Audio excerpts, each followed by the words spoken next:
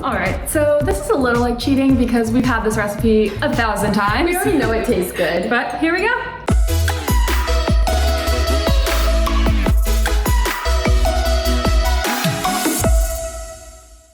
Hey everybody, and welcome back to season 2 A piece of cake. I'm Sarah. I'm Brooke. And today we are making Chocolate chip pumpkin bread. So, we are super excited about this. It's one of our fall favorites. It's like a family favorite recipe. Like, it goes way back, I feel like. Yes, we make it literally for every holiday. So, what do we need? Started. Okay, that's usually what you say. Usually you're like, so let's get started. I stole that from you. Yeah.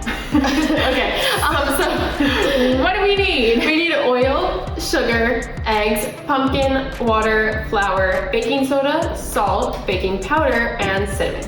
And chocolate chips. A lot of chocolate chips. So that's up to you. You can put chocolate in it or not, but obviously we're big chocolate chip fans. And so all of our ingredients today are nut-free and gluten-free.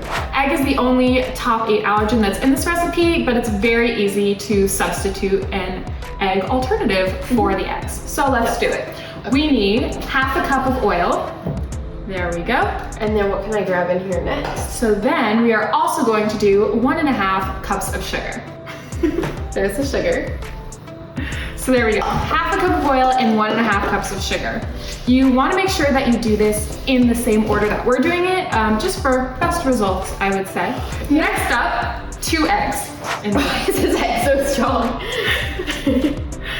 Wow. Oh my gosh, challenge. There's our egg. Egg number 1, go in. And now time for egg number 2. Oh, this egg was weaker. Pour that in. Okay, there we go. So same thing here. All the ingredients you add today, you want to make sure it's really mixed before you add in the next Show them one. that bowl. It's bright yellow. I will. Neon yellow almost. It's gonna be orange soon. Just give it some time. I'm gonna wash my Mix that hands. up. Yeah, we don't want any raw egg on our hands. Once Brooke comes back, we are ready for our next ingredient. Honestly, the main character of today. What's up next, do you know? Flour. Wrong. Pumpkin. I literally gave you all the hints. The main character. I know, I was the leading lady. I was gonna say chocolate chips first, and then I was like, that's not next. It's definitely not the chocolate. So I'm gonna grab that. Also, I just want all of you guys to know at home, I write down the ingredients in the order that we do them. And she always gets it wrong. I have not caught on yet. That's my hint. Maybe now next time. you'll next time. I got this. So, show Also, them the mug. Yes, my pumpkin spice mug. I just took it out today because, you know, welcome to fall. So we put our pumpkin in here. Pumpkin spice and everything nice. So this is 8 ounces of straight up pumpkin. You will probably find a small can that's about 8 ounces in your grocery store. It looks like mushed carrots or baby food. Yeah. So you're just gonna wanna put all of that in there. Again, 8 ounces. All right, so look at this now. It looks almost soupy. You ready Like to tomato dump soup. that out? Yeah, it looks like tomato soup. Except that it's orange. Mm-hmm. I guess sometimes tomato soup's a little orange. Okay, so we have the pumpkin in there. Now we are going to add 1/3 cup of water. I wasn't ready for that. Okay, here we go. Dump that in. This one's very easy to mix right in. Look at that. And then next up is 1 3/4 cups of flour. We're using gluten-free flour, and honestly, it works really well. You can't even tell the difference, I feel like, when we use gluten-free. Nope. Next, we're gonna add some of the smaller amounts of ingredients. So first up is baking soda. Wanna make sure we get the baking soda, not powder. You go ahead, you got this. Clean spoon, we're putting it in there. 1 teaspoon of baking soda. All right, so 1 teaspoon of baking soda, check. Teaspoon of salt. Give her a shake. All right, next up is Baking powder. baking powder. Not to be confused with baking soda. Correct.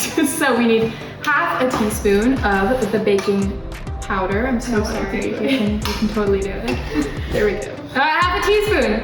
Oh my God. Second time. Half. I know, it just looks good, okay. Okay, that is not That's not half. It might be here all Is that day. half? I think that's Close enough. We'll go with it. dump. All right, so we've got all that in. Next up, we are going to do a teaspoon of cinnamon. You want to smell that? Why? Open it.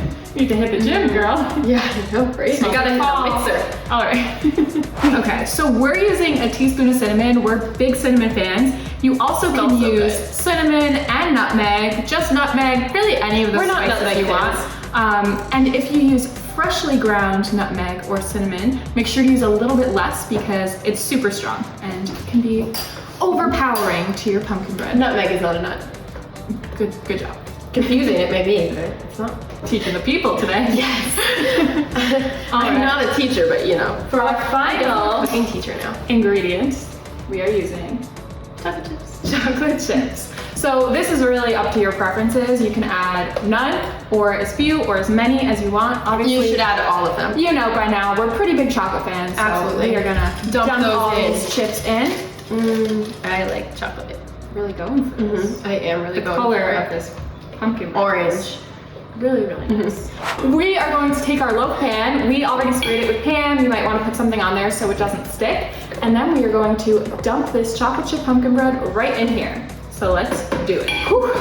There you go, Sarah. Do the hard part.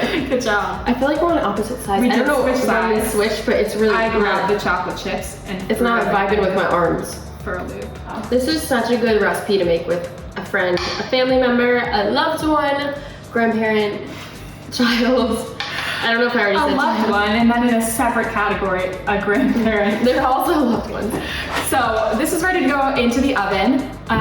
If you want to do it this way, something that we like to do for some added crunch is put in some cinnamon sugar on top. So we are going to mix Cinnamon?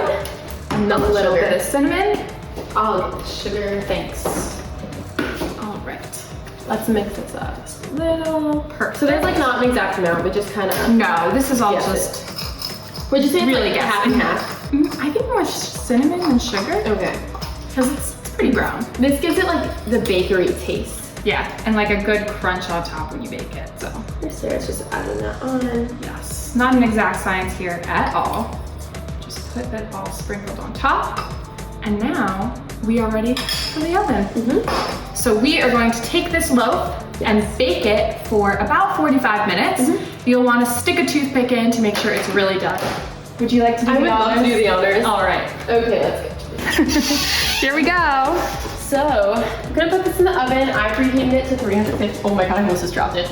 I preheated the oven to 350 degrees. As you go in towards our oven, you'll see that I already have a freshly baked loaf right there. So this is what it'll look like when it's close to done.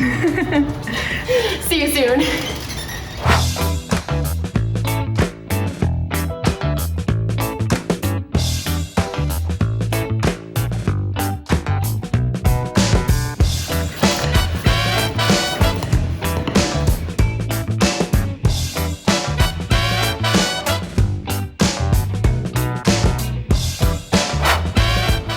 So good.